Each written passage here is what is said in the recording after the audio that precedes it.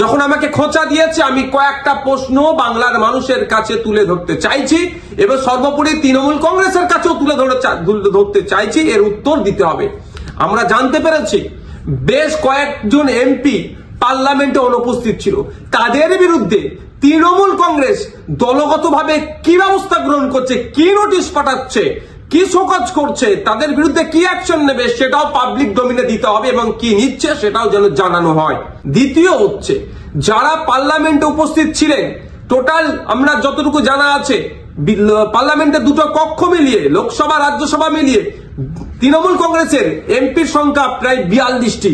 এই 42 জনের মধ্যে কতজন ভোটাভুটিতে অংশগ্রহণ করেছে এবং যারা ভোটাভুটিতে অংশগ্রহণ করেছে কতজন ওয়াকফ সংশোধনী বিলের বিরুদ্ধে ভোট দিয়েছে না অন্য কোথাও ভোট দিয়েছে সেটাও পাবলিক ডোমিনে পাবলিশ করা হোক, অর্থাৎ জনগণের সামনে তুলে ধরা হোক। তাহলে দুধকে দুধ পানিকে পানি হবে। নাহলে এই ধরনের ঘটনা ঘটতে পারে যে উপস্থিত ছিল ভোট দানের সময় এই ওয়াকফ সংশোধনীর পক্ষে বিরুদ্ধে না ভোট দিয়ে বিজেপিকে সুবিধা করার জন্য তাদের পক্ষে ভোট দিয়ে দিতেও পারে, বিশ্বাস নেই এদেরকে আমার। তাই এই ডেটাটা পাবলিক ডোমিনে দেওয়া হোক। আর 3 নম্বর যেটা, যে 2021 সালে এমএলএ বিধানসভা নির্বাচনের সময় বলেছিল বিজেপিকে আটকাতে হবে, ভোটটা আমাদের দিন তৃণমূল কংগ্রেস। যারা আজকের দিনে এমএলএ তারা বক্তব্য দিতে গিয়ে বলেছিল যে বিজেপির বিরুদ্ধে লড়াই করতে গেলে ওনাকে জিতাতে হবে, ওনাকে জিতিয়েছেন। এখন লড়াই করবে না বিজেপির বিরুদ্ধে, না ঘরে ঢুকে চুপ করে বসে থাকবে? লড়াইটা কেমন ভাবে হবে? গণতান্ত্রিক প্রক্রিয়ায় মাঠে ময়দানে নেবে আন্দোলন সংগঠিত করতে হবে, আর একটা গণতান্ত্রিক প্রক্রিয়ায় আইনের সহযোগিতা নিতে হবে। এই যে বিজেপি ওয়াকফ সংশোধনী বিল নিয়ে এসেছে এটাকে প্রত্যাহার করার দুটো রাস্তা।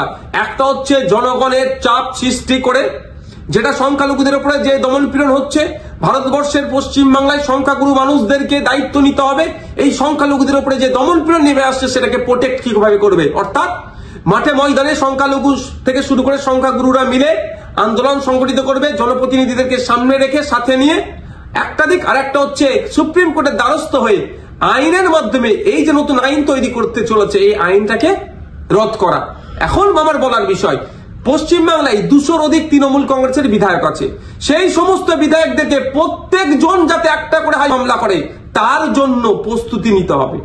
এবার আমি এটা তৃণমূল কংগ্রেসের সুপ্রিমোকে বলছি, তৃণমূল কংগ্রেসের দলকে বলছি এবং সাধারণ ভোটারদেরকে বলছি। ভোটের সময় কিন্তু এই সমস্ত এমএলএ গুলো প্রার্থী ছিল, তারা বলেছিল বিজেপির বিরুদ্ধে লড়াই করবে।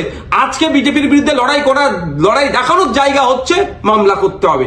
এদের 42 জন রাজ্যসভা লোকসভা মিলিয়ে এমপি আছে, 42 আর এই প্রায় 220টা মতো, 250-র অধিক মামলা কিন্তু তৃণমূল কংগ্রেসকে করতে হবে।